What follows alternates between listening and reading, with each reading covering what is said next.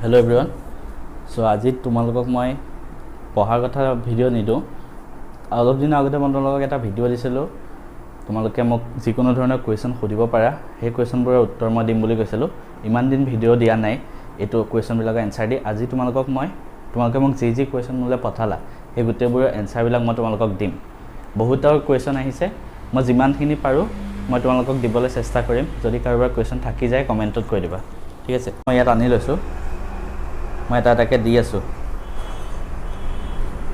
First question তো আছে sir আপোনাৰ ফেভাৰিট সাবজেক্ট কি মোৰ ফেভাৰিট সাবজেক্ট কি খুদিছে ফেভাৰিট সাবজেক্ট অবভিয়াসলি ম্যাথছ হ'ব ম্যাথছ পঢ়াই আছো ম্যাথছ আৰু সায়েন্স ক্লাস 10 লৈকে সায়েন্সটো ফেভাৰিট আছিল তাৰ পিছত ম্যাথছ আৰু ফিজিক্স এই দুটা ফেভাৰিট হয় তাৰ পিছত এজনে দিছে স্যাৰ মই সায়েন্সৰ সাবজেক্ট কেটাৰ লগতে অসমীয়া ইংলিশটো কেনেকৈ মানে পঢ়িব হেতু খুদিছে সায়েন্সৰ সাবজেক্ট কেটাৰ লগত অসমীয়া ইংলিশটো কেনেকৈ প্ৰিপেয়াৰ কৰিব লাগে ভাল কোৱেশ্চন এটা খুদিছে কাৰণ ক্লাস 10 লৈকে কি হয় কিছুমানৰ আৰ্টছৰ সাবজেক্টখিনি ভাল থাকে ধৰা সোশিয়েল অসমীয়া বা কিছুমানৰ সায়েন্সৰখিনি ভাল থাকে সায়েন্স ম্যাথছ সো দুইটা সমানে নিব লাগিব আমি তেতিয়াহে মেট্ৰিকত এটা ভাল পাৰ্চেন্টেজ আহিব সো তোমালোকে কি কৰিবা সায়েন্সৰখিনিটো পঢ়িবাই লগতে অসমীয়া ইংলিশ আৰু সোশিয়েল একেটা সাবজেক্ট কমাই নিদিবা ঠিক আছে কাৰণ একেটা তোমালোকে ডেইলি পঢ়িবা ডেইলি মনত ৰাখিব লাগিব বস্তুবোৰ যিমান পাৰি আৰু অসমীয়াত যিমান পাৰি নিজে লিখিব ট্ৰাই কৰিবা আৰু লগতে তোমালোকে সমাজ বিজ্ঞান মানে সোশিয়েল সায়েন্স তাত কি কৰিবা যিমান পাৰি পইণ্টত লিখিবা বস্তুবোৰ 6 নম্বৰ আছে 6টা পইণ্ট লিখিব চাবা ঠিক আছে তেতিয়াহে তোমালোকে সায়েন্সৰ সাবজেক্ট কেটাৰ লগতে অসমীয়া ইংলিশ এবিলাকতো ভাল মাৰ্কস পাবা ঠিক আছে সো আৰু এজনে খুদিছে স্যাৰ আপোনাৰ অসমীয়া এনেকুৱা প্ৰশ্ন আৰু এটা আছে মানে স্যাৰ আপোনাৰ অসমীয়া আৰু ইংলিশ একেটাত কেনেকুৱা হৈছিল মোৰ অসমীয়াত আছিলে 98 আছিলে আৰু সোশিয়েলত আছিলে 98 তাৰপিছত ইংলিশত কম আছিলে 83 স্যাৰ আপোনাৰ ঘৰ ক'ত মোৰ ঘৰ তেজপুৰ মেডিকেলৰ ওচৰত তাৰ পিছত আৰু কোৱেশ্চন আছে ধেৰ মই সব নকওঁ যিমানবিলাক মোৰ চকুত পৰে গুটেবোৰ মই এনসাৰ দি যাম তাৰ পিছত এটা কোৱেশ্চন আছে স্যাৰ আপুনি মেডিকেল কিয় নপঢ়িলে একচুয়ালি কি মই মেডিকেলত ইন্টাৰেষ্ট নাই এটো কাৰণে মই ক্লাস 11ত মানে ফাৰ্স্ট ইয়াৰত মই বায়োলজি লোৱা নাছিলো বিকজ মই ইঞ্জিনিয়াৰিং কৰিম বুলি ভাবিছিলো সো মই ইঞ্জিনিয়াৰিংতে মানে প্ৰিপেয়াৰ কৰিছিলো ফাৰ্স্ট ইয়াৰৰ পৰা ঠিক আছে তাৰ পিছত আৰু কোৱেশ্চন আছে স্যাৰ আপোনাৰ সোশ্যাল মিডিয়া আছিল নে পঢ়াৰ টাইমত মোৰ পঢ়াৰ টাইমত সোশ্যাল মিডিয়া নাছিলে মই ইউজ নকৰো তাৰ পিছত মই যেতিয়া ক্লাস 10ত পিছত পাস কৰাৰ পিছত মই ফেসবুক খুলিছিলো বাট ইনষ্টাগ্ৰাম তেতিয়া অহা নাছিলে সো ফেসবুক খুলিছিলো বাট মই একদম লিমিটেড টাইমৰ কাৰণে ইউজ কৰো ধৰা দিনটো 10-15 মিনিট তাতকৈ বেছি একদম ইউজ নকৰো ফেসবুক এতিয়া বাৰু বহুত ইউজ কৰো বাট তেতিয়া তেনেকুৱা আছিল তাৰ পিছত এজনে দিছে স্যাৰ আপুনি কিমান টাইম শুৱে তেতিয়াৰ কথা কৈছে নে এতিয়াবা তেতিয়া মই শুইছিলো 6 ঘণ্টা কাৰণ 6 to 7 ঘণ্টা মানুহে শুবই লাগে তুমি যিমানে নপঢ়া যিমানে তুমি নিলিখা নপঢ়া তুমি যদি শুৱাৰ টাইমটো ভালকে মেকআপ নকৰা তেতিয়া তোমাৰ বস্তুবোৰ মানে মনত ৰাখা দিগদাৰ হয় ঠিক আছে এতিয়া মই অলপ বেছিকৈ শুওঁ এতিয়া মই 8 ঘণ্টা মান শুওঁ ডেইলি তাৰপিছত আৰু কোৱেশ্চন আছে ধেৰ কোৱেশ্চন আছে মানে আৰু কিছুমান তলত থাকি গৈছে চাই আছো মই হলো স্যাৰ ম্যাথছত কেনেকৈ ভাল নম্বৰ পাম আৰু এজনে স্যাৰ সায়েন্সত কেনেকৈ ভাল নম্বৰ পাম সো ম্যাথছ আৰু সায়েন্সত তোমালোকে যিমান পাৰি প্ৰেক্টিছ কৰিবা প্ৰেক্টিছৰ ওপৰতে কথা যিমান পাৰি ফৰ্মুলাবোৰ মনত ৰাখিবা আৰু এটা কথা ফৰ্মুলা মনত ৰাখাৰ উপৰি ফৰ্মুলাটো কেনেকৈ আহিছে হেতু বস্তু জানিব ট্ৰাই কৰিবা বিকজ কেতিয়াবা এক্সামত ফৰ্মুলাটো পাহৰি যাব পাৰা সো ফৰ্মুলাটো কেনেকৈ আহিছে হেতু জানাটো বেছি ইম্পৰ্টেন্ট আমাৰ কাৰণে সায়েন্সতো ঠিক তেনেকৈ ফৰ্মুলাবোৰ মনত ৰাখিবা বাকি কেমিষ্ট্ৰি পাৰ্ট সায়েন্সৰ যিখিনি কেমিষ্ট্ৰি পাৰ্ট সেইখিনি তোমালোকে যিমান পাৰি মনত ৰাখিব ট্ৰাই কৰিবা মৌল আৰু যৌগ নামবিলাক মনত ৰাখিবা সদায় এইবোৰ দিছে কি স্যাৰ আপুনি টিউচন লৈছিলে নে নাই মই ক্লাস 10 লৈকে অকল এডভান্সত টিউচন লৈছিলো বিকজ আমাৰ এডভান্সত মানে টিচাৰ তেতিয়া অলপ কম আছিলে স্কুলত অলপ প্ৰবলেম আছিলে সো মই এডভান্সত টিউচন লৈছিলো বাকি মই হাই সেকেন্ডাৰী ফাৰ্স্ট ইয়াৰ সেকেন্ড ইয়াৰ টিউচন লোৱা নাই আৰু ক্লাস 10ত লৈছো অকল এডভান্সৰ তাৰ পিছত স্যাৰ হাই সেকেন্ডাৰী পিছত কোনটো লাইনত যোৱা উচিত এটো মই কোৱাতকে তোমালোকে নিজে ডিসাইড কৰাটো বেছি ভাল হ'ব কাৰণ তোমালোকৰ ওপৰত কথা কোনবাই যদি ইঞ্জিনিয়াৰিং যাব বিচাৰিছা ইঞ্জিনিয়াৰিং যাব পাৰা, কোনোবা যদি মেডিকেলত লাইনত যাব বিচাৰিছা সেইটোত যাব পাৰা, বা কোনোবা যদি BSc কৰিব বিচাৰিছা সেইটো কৰিব পাৰা। তিনিটা অপশ্যনে বেষ্ট হয়। এতিয়া তোমালোকৰ যোনটো ভাল লাগে সেইটো কৰিলেই হ'ল। খালি ঘৰৰ পৰা যদি প্ৰেছাৰ দিছে ডক্টৰ বনিব লাগে সেই বুলি ডক্টৰ বনিবই যে লাগিব সেইটো কথা নহয়। তোমালোকৰ যোনটোত ভাল লাগে সেইটো কৰিলেই হ'ল। বাট এটা কথা, তোমালোকে যেতিয়া হায়াৰ ছেকেণ্ডেৰী ফাৰ্ষ্ট ইয়াৰত এণ্টাৰ কৰিবা, তোমালোকৰ যোনটো লাইন ভাল লাগে পিছত সেই লাইনটোৰ কাৰণে তোমালোকে ফাৰ্ষ্ট ইয়াৰৰ পৰাই প্ৰিপেয়াৰেশ্যন কৰা ষ্টাৰ্ট কৰি দিবা। ঠিক আছে, এইটো জাষ্ট মনত ৰাখিবা। তাৰপিছত আৰু এটা দিছে, ছাৰ কোচিং নোলোৱাকৈ ইঞ্জিনিয়াৰিং বা মেডিকেলত পাব পাৰিমনে? অবভিয়াছলি পাৰিবা, মইতো পাইছোঁ কোচিং নোলোৱাকৈ।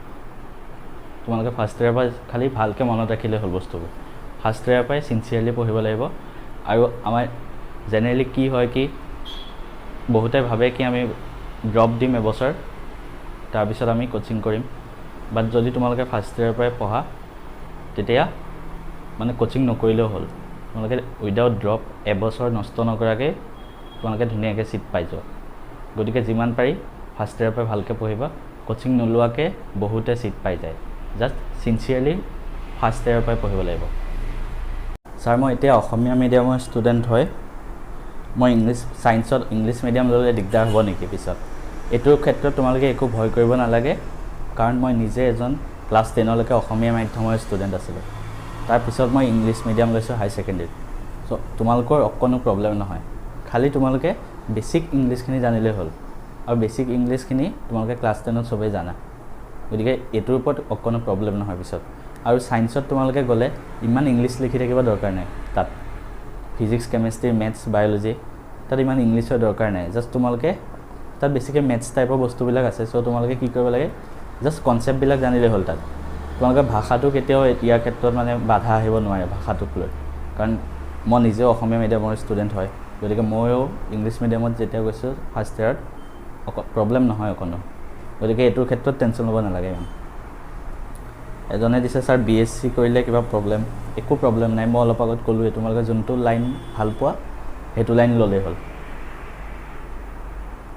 এজনে দিছে, ছাৰ টাইম মেকআপ কৰিব দিগদাৰ হয় হাই ছেকেণ্ডেৰীত। টাইম মেকআপ কৰিব দিগদাৰ হয়। তুমি যিমান টিউশ্যন ল'বা বা যিমান ক্লাছ কৰিবা, নিজৰ কাৰণে যদি টাইম নাথাকে তেতিয়া তুমি নিজে নপঢ়িলে মানে অকণো নহ'ব। তুমি নিজে যিমান ছেল্ফ ষ্টাডি কৰিবা সেইটো বেছি মেটাৰ কৰিব, গম পাইছা? তুমি যিমানেই কোচিং নোলোৱা, যিমানেই টিউশ্যন নোলোৱা ৰাতি 9টা-10টালৈকে, তোমাৰ দিমাগত কোনো সেইটো পঢ়াবিলাক সোমোৱাই দিব নোৱাৰে, আনলেছ এণ্ড আনটিল তুমি নিজে যেতিয়ালৈকে ষ্টাডি নকৰা। গতিকে যিমান পাৰি ছেল্ফ ষ্টাডিটো বেছি মেটাৰ কৰে। ছাৰ ক্লাছ 9ৰ মেথছবিলাক দিব। ক্লাছ 9ৰ মেথছ ঠিক আছে, দিয়া ষ্টাৰ্ট কৰিম লাহে লাহে। এতিয়া অলপ মানে টাইমটো মেকআপ কৰিব দিগদাৰ হৈ আছে, চ' লাহে লাহে দিম। ছাৰ আপোনাৰ টাইম টেবুল বুলি কোনো কথা নাই মোৰ। মই আগতে যেতিয়া টাইম মিলে মানে তেতিয়াই পঢ়াটো কৰি থৈ দিছিলোঁ। ধৰা যেতিয়া মন যায় কৰিলেই হ'ল। তোমালোকৰ যেতিয়া মন যায় তেতিয়া ভালকৈ পঢ়িলেই হ'ল। আৰু টাইম টেবুলৰ ওপৰত যদি ভিডিঅ' এটা লাগে মই ভালকৈ এটা ভিডিঅ' বনাই দিম। ছাৰ আপুনি ৰাতি পঢ়ে নে দিনত? ৰাতি পঢ়ে নে ৰাতিপুৱা সুধিছে। চ' মই সদায় ৰাতিয়ে পঢ়োঁ। আগতে ৰাতি 12টামানলৈকে। ৰাতিপুৱা মই সোনকালে উঠিব কেতিয়াও নোৱাৰোঁ সৰুৰ পৰাই। এতিয়াতো মই ৰাতিপুৱা 8টা বজাত উঠোঁ। আগতে ৰাতিপুৱা 6টা-7টামানত উঠিছিলোঁ। তাতকৈ সোনকালে মই আজিলৈকে উঠাৰ ৰেকৰ্ড নাই। একদম কেতিয়াবা মানে কিবা কাম থাকিলে উঠোঁ আৰু। চ' মই সদায় ৰাতি পঢ়োঁ। ঠিক আছে। ছাৰ আপুনি প্ৰেক্টিছ ক'ৰ পৰা কৰিছিলে 10ত? প্ৰেক্টিছ মই সদায় 10ত তোমালোকৰ কিতাপকেইখনৰ পৰাই কৰিছিলোঁ। NCERT যোনকেইখন কিতাপ আছে সেইকেইখনৰ পৰা কৰোঁ, আৰু লগতে কুৱেশ্যন বেংক কৰোঁ। কুৱেশ্যন বেংকটো কিন্তু ইম্পৰ্টেণ্ট হয়, কৰিবাই। বাট কুৱেশ্যন বেংকলৈ যোৱাৰ আগতে তোমালোকে সেই চেপ্টাৰটোৰ কিতাপত থকা প্ৰশ্ন উত্তৰখিনি জানি ল'ব লাগিব। তাৰপিছত কুৱেশ্যন বেংক কৰিবা, গম পাইছা? আৰু মই টেষ্টৰ পিছত মানে তোমালোকৰ যেতিয়া ডিচেম্বৰত টেষ্ট হৈ যায় তাৰপিছত গোটেই ডিষ্ট্ৰিক্টবিলাকৰ টেষ্ট পেপাৰ ওলাই নহয়, ডাঙৰ কিতাপ এখন, সেইখন কৰিছিলোঁ। অসমত যিমানকেইখন ডিষ্ট্ৰিক্ট আছে গোটেইকেইখন ডিষ্ট্ৰিক্টৰ টেষ্ট পেপাৰখিনি কৰিছিলোঁ। আৰু মানে এনেকৈ জাষ্ট লিখি কৰা নাই আৰু, মানে ধৰ 3 ঘণ্টা সময় লৈ লৈছোঁ, নিজে কিতাপ নাচাওঁ, নিজে লিখি যাওঁ সদায়। তেনেকৈ আৰু পিছদিন এদিন কৰোঁ টেষ্ট পেপাৰ, আগদিনা ৰাতি কৰিলোঁ, পিছদিনা দিনত সেই পেপাৰখন মানে নিজে চাওঁ, মানে নিজে নিজক নম্বৰ দিওঁ কিমানখিনি আগবাঢ়িছে। সেইটো বস্তু মই হাই ছেকেণ্ডেৰীটো বৰ্ডৰ সময়তো কৰিছিলোঁ। তেতিয়া আমাৰ গ্ৰামাঞ্জনতো এনেকুৱা ধৰণৰ বহুত পেপাৰ দি দিছিলে। আমি নিজে কৰোঁ আগদিনা, তাৰপিছত আমি পিছদিনা চাওঁ নিজে নিজক কিমানখিনি শুদ্ধ হৈছে, কিমান ভুল হৈছে, আৰু যি বস্তু ভুল হৈছে মই এক্সট্ৰাকৈ লিখি থৈ দিওঁ। গম পাইছা? এইখিনি বস্তুৱে তোমালোকক নিজক মানে বহুত ডেভেলপ কৰাব, আৰু সদায় বেলেগতকৈ অলপ ডিফাৰেণ্ট হ'ব লাগে এইবোৰ ক্ষেত্ৰতে। কুৱেশ্যন দিয়া নাই। আৰু এটা দিছে, ছাৰ 500 ছাবস্ক্ৰাইবাৰ হোৱাৰ পাৰ্টি 1000 ছাবস্ক্ৰাইবাৰ হ'লে কৰিম। 1000 কৰি দিয়া, তাৰপিছত দিম। ছাৰ আপুনি জিম কৰে নেকি? জিম কৰোঁ, মোৰ ঘৰতে আছে কিছুমান ইকুইপমেণ্ট, তাতে কৰোঁ, মানে ফ্ৰী টাইমত কৰোঁ আৰু, বাট ৰেগুলাৰ কৰোঁ। ছাৰ NIT এক্সপিৰিয়েঞ্চ কেনেকুৱা? NIT এক্সপিৰিয়েঞ্চ ভালেই হ'ব, তাত বেয়া কেতিয়াও নহয়, আৰু সেনেকুৱাই ভালকৈ গৈছে। ছাৰ আপোনাৰ মতে ইঞ্জিনিয়াৰিং ভাল নে মেডিকেল? মোৰ মতে চোৱা, দুইটা বস্তুৱে নিজৰ নিজৰ জেগাত পাৰফেক্ট হয়। কোনোবা যদি ইঞ্জিনিয়াৰ ভাল পোৱা ইঞ্জিনিয়াৰিঙত যোৱা, কোনোবা যদি মেডিকেল লাইনটো ভাল পোৱা মেডিকেল লাইনত যোৱা, দুইটাই নিজৰ নিজৰ জেগাত পাৰফেক্ট। গম পাইছা? আৰু এটা কথা, অলপ আগতে BSCৰ কথা কৈছিলে যে, মই তোমালোকক এটা কথা কওঁ, ইণ্ডিয়াৰ টপ যোনখন ইনষ্টিটিউট হয় গোটেই অল ইণ্ডিয়াৰ ভিতৰত, সেইখন কিন্তু মেডিকেল বা ইঞ্জিনিয়াৰিঙৰ কলেজ নহয়। সেইখন কি জানানে? IISc Bangalore, Indian Institute of Science বেংগলোৰত আছে। তাত অকল BSc কৰা হয়, মানে পিয়ৰ ছায়েন্সৰ বস্তু, তাত ইঞ্জিনিয়াৰিং মেডিকেল নহয়। গতিকে তোমালোকে ভাবা, ইণ্ডিয়াত এখন BSc কৰা ইনষ্টিটিউট ফাৰ্ষ্ট ৰেংকত আছে, গতিকে BScৰ ইম্পৰ্টেঞ্চ আছে। ছাৰ আপুনি UPSC দিব নেকি? ইঞ্জিনিয়াৰ বেছিভাগ UPSC থাকে। ইঞ্জিনিয়াৰ বেছিভাগ UPSC থাকে। নিদিওঁ মই UPSC এতিয়া, পিছত ভাবিম বাৰু কেতিয়াবা, বাট এতিয়া নিদিওঁ। আৰু হয়, ইঞ্জিনিয়াৰ বেছিভাগ UPSC থাকে। ইঞ্জিনিয়াৰিংবিলাক চব লাইনতে থাকে, তোমালোকে য'তেই চোৱা চব প্ৰফেশ্যনতে ইঞ্জিনিয়াৰ পাবা। তাৰপিছত আৰু কুৱেশ্যন আছে, ছাৰ আপোনাৰ ফেভৰেট ছিংগাৰ? মোৰ ফেভৰেট ছিংগাৰ পাপন। মই সৰুৰ পৰা পাপন দাৰ গানেই শুনো, আৰু মানে সদায় ৰাতি শুনো পাপন দাৰ গান। ত' মোৰ ফেভৰেট ছিংগাৰ পাপন হয়। ছাৰ আপোনাৰ ঘৰ ক'ত? ঘৰ অলপ আগত কৈছিলোঁ, মোৰ তেজপুৰ, বিহংগুৰি তেজপুৰ মেডিকেল কলেজৰ ওচৰত। ছাৰ পূজাৰ কাপোৰ ল'লে নে নাই? পূজাৰ কাপোৰ নাই লোৱা, আমাৰ দিন গ'ল আৰু এতিয়া ক'ত ল'ম।